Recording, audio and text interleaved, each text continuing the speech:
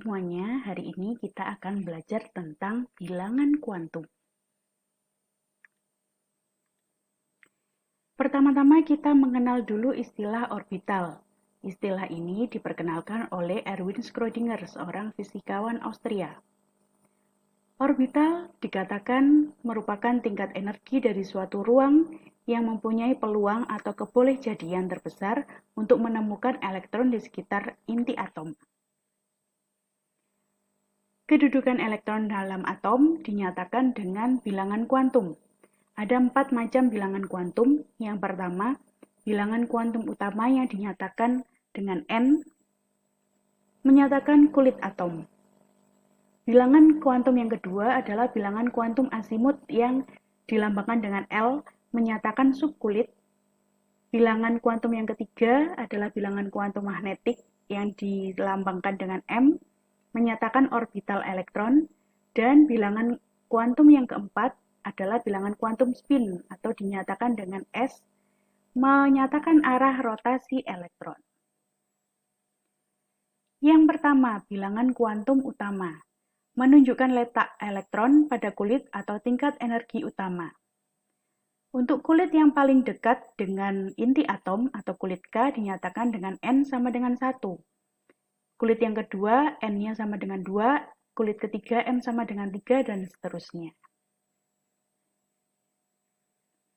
Bilangan kuantum asimut, atau yang dilambangkan dengan L, menunjukkan letak elektron dalam subkulit. Subkulit ini ada 4 macam, yaitu subkulit S, atau sharp, dilambangkan dengan L sama dengan 0. Subkulit P, atau principal, dinyatakan dengan L sama dengan 1. Untuk subkulit D atau diffuse dinyatakan dengan L sama dengan 2 dan subkulit F L sama dengan 3.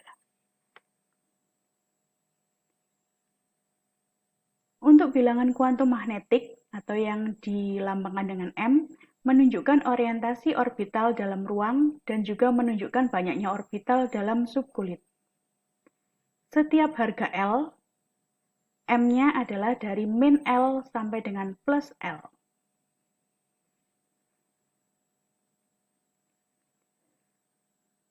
Maka jika dibuat tabel bisa seperti ini.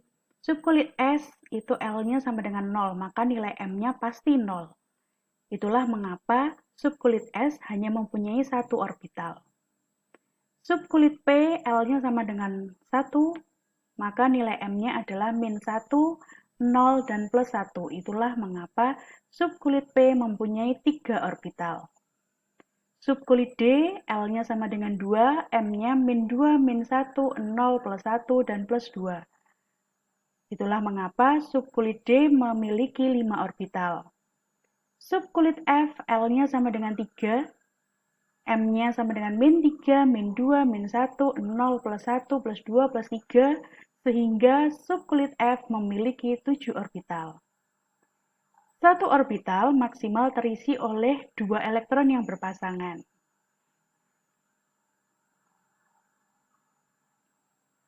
Yang terakhir, bilangan kuantum spin menunjukkan arah putaran elektron dalam orbital. Nilai S hanya ada 2 macam, min setengah atau plus setengah.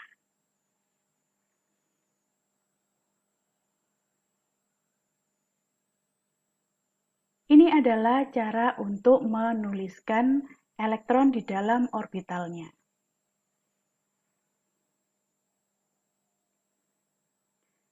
Contoh pengisian elektron seperti ini. Satu orbital maksimal terisi oleh 2 elektron. Pengisian elektron dimulai pada yang searah dulu atau yang digambarkan panah ke atas, baru setelah itu diisikan dengan arah ke bawah.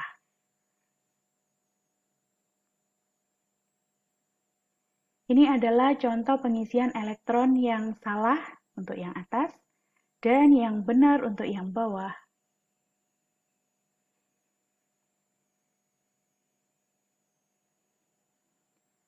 Untuk menyatakan konfigurasi elektron, kita harus tahu dulu tingkat energi dari yang terendah hingga yang paling tinggi, menurut prinsip Aufbau.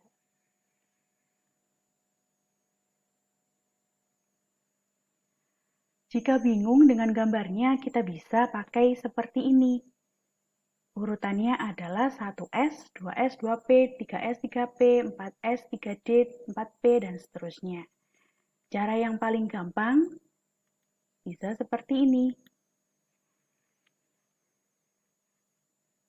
Selalu urutannya S, kemudian S, P 2 kali,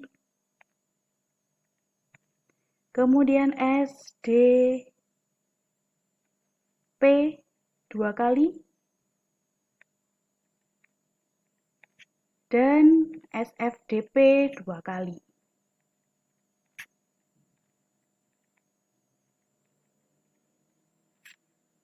Sekali lagi S, SP 2 kali, SDP 2 kali, SFDP 2 kali. Kemudian, kalau untuk kulit es itu selalu berurutan. 1, 2, 3, 4, 5, 6, 7. Lalu, jika S bertemu dengan P, maka kulitnya sama. Kalau di sini 2S, berarti di sini 2P. Ini 3, sini 4, 5, 6, dan 7. Jika S berdekatan dengan D, maka kulitnya di sini adalah dari kulit S dikurangi 1. Maka kalau di sini 4, di sini 3. 4, 5, dan 6. Yang terakhir, jika S berdekatan dengan F, maka kulitnya dikurangi 2. Kalau di sini 6, maka di sini 4, dan ini 5. Itu supaya lebih cepat. Semoga bisa membantu. Kemudian, jika konfigurasi elektron ini terlalu panjang, maka kita boleh menyingkatnya dengan menggunakan konfigurasi gas mulia. Ingat, gas mulia ada He, Ne, Ar, Kr, Xe, dan Rn.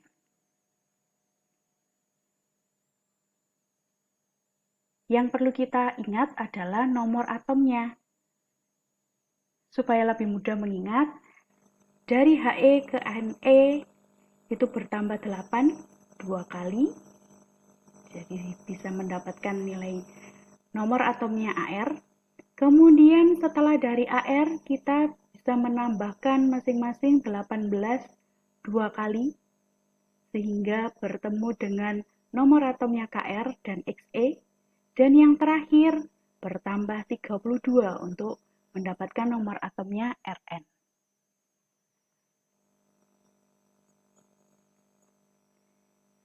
Contoh untuk Na dengan nomor atom 11. Konfigurasinya yang lengkap adalah 1s2, 2s2, 2p6, dan 3s1. Sehingga didapatkan totalnya adalah 11 elektron. Untuk menyingkat, bisa digunakan konfigurasinya Na, karena yang nomor atomnya paling dekat dengan Na. Sehingga konfigurasi singkatnya dapat dituliskan Ne3S1. Contoh yang kedua untuk Ca dengan nomor atom 20. Konfigurasinya jika lengkap 1s2, 2s2, 2p6, 3s2, 3p6, dan 4s2. Untuk menyingkat, kita bisa mencari konfigurasi gas mulia yang paling dekat dengan nomor atom 20 adalah miliknya Ar. Sehingga konfigurasi Ca dapat disingkat Ar4s2. Lebih singkat bukan? Ingat kembali, setelah konfigurasi gas mulia pasti disusul atau dilanjutkan dengan subkulit es. Seperti kotak yang berwarna biru.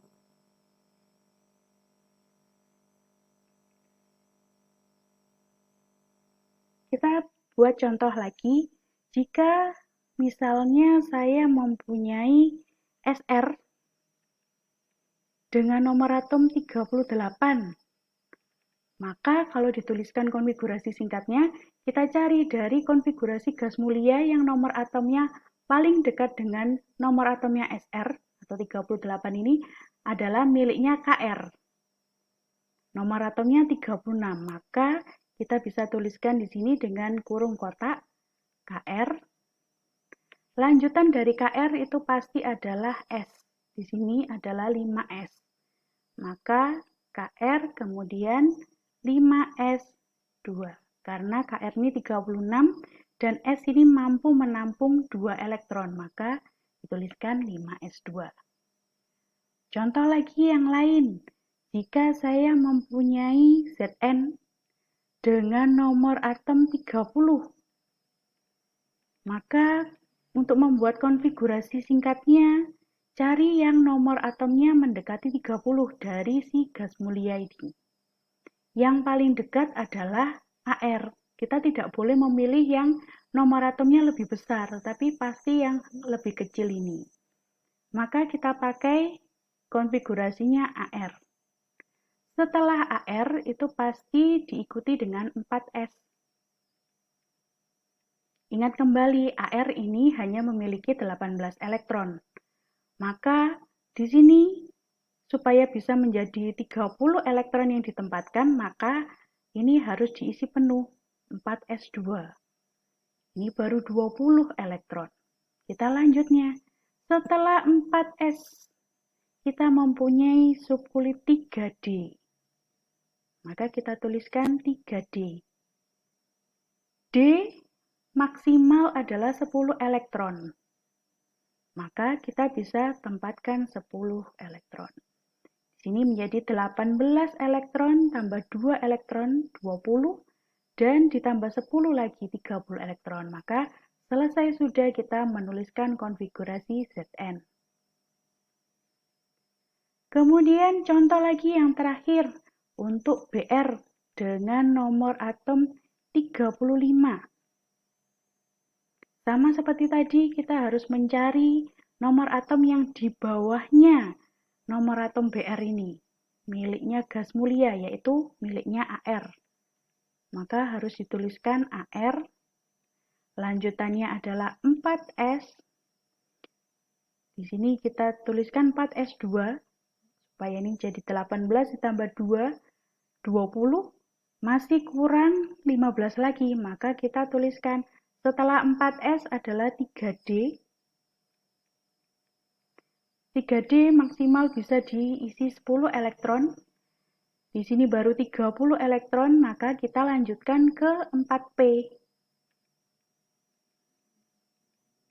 Hanya diisikan 5 elektron. Ingat kembali bahwa subkulit S itu maksimal terisi 2 elektron, subkulit P maksimal, subkulit D maksimal terisi 10 elektron, dan subkulit F maksimal terisi 11 elektron. Sekarang kita akan mencoba menentukan bilangan kuantum. Contoh, untuk Na dengan nomor atom 11, kita tentukan dulu konfigurasi elektronnya. Boleh menggunakan konfigurasi yang lengkap, boleh juga menggunakan konfigurasi singkat. Kemudian, untuk menentukan bilangan kuantum, maka kita lihat yang tingkat energinya paling tinggi. Yang paling belakang yaitu 3S1. Bilangan kuantum ada 4 macam. Yang pertama adalah N. N itu menunjukkan kulitnya. Kalau di situ 3S1, maka N-nya sama dengan 3. L itu menyatakan subkulit. Subkulitnya di situ adalah subkulit S. Subkulit S memiliki L sama dengan 0. Untuk menentukan nilai M dan S, kita harus melihat kedudukan elektron di dalam orbitalnya. Maka kita gambarkan dulu. Untuk L sama dengan 0, maka nilai M-nya pasti hanya 0 saja. Ingat, nilai M itu adalah dari min L sampai plus L.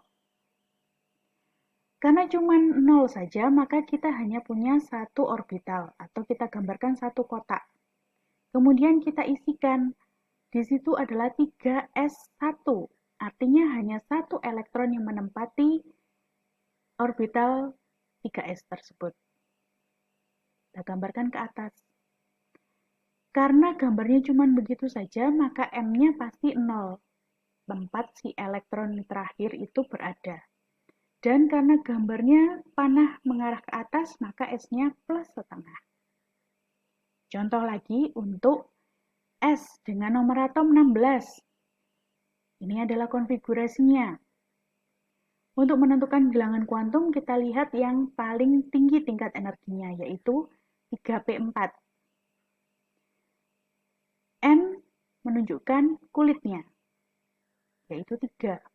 Kemudian L menunjukkan subkulitnya. Subkulitnya adalah subkulit P. Maka dituliskan L-nya sama dengan 1. Nilai M adalah dari min L sampai plus L. Dari min 1, 0, dan plus 1. Artinya kita mempunyai 3 orbital. Kemudian kita isikan 4 elektron sesuai dengan 3p4. 1, 2, 3, 4. Berakhirnya di min 1, maka M-nya sama dengan min 1. Dan karena tadi berakhirnya dengan menggambarkan panah mengarah ke bawah, maka S-nya min setengah. Kita coba lagi ya. Untuk SR dengan nomor atom 38.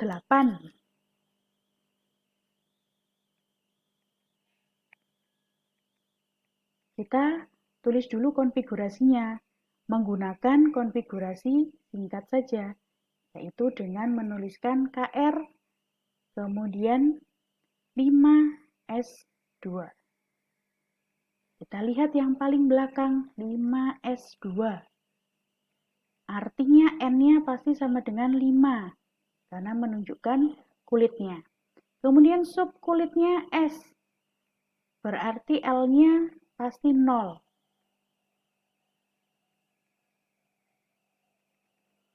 Kalau L-nya sama dengan 0, pasti nilai M-nya hanya 0 saja.